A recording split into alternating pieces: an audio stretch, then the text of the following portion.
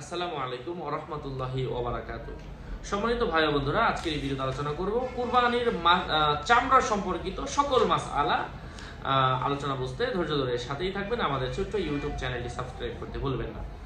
তো এক্ষেত্রে আমি আপনাদেরকে বলবো, কুরবানির চামড়া সম্পর্কিত মাসআলার মধ্যে রয়েছে কুরবানির মাংস রোদে শুকিয়ে প্রক্রিয়াজাত করে আপনি চাইলে গরিবদেরকে দান না করে আপনি নিজে নিজেও ব্যবহার করেন, ইটস ওকে, কোনো অসুবিধা নেই।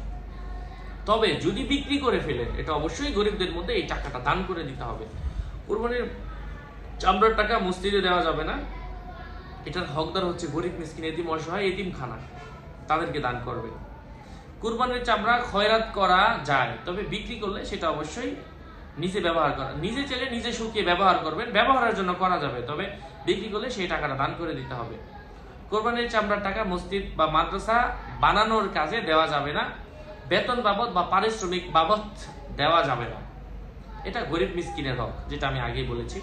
যাই হোক, আরো আপডেট পেতে আমার সাথেই থাকবেন। ডিসক্রিপশন বক্সে ক্লিক করলে আমার পেজ এবং আমার আইডি আসবে, এর বাইরে অন্য কোনো পেজ নেই, আইডি নেই, সাবধান। আমার নাম আর ছবি থাকলে ওইটা আমি না, প্রত্যেকটা ভিডিওতে আমরা সাবধান করি, সতর্ক করি। বারবার বলার পরেও সাবধান না হলে ড্রাইভার কোনোভাবেই আমি মুফতি জোবায়ের বিন ইমাম নিচ্ছি না।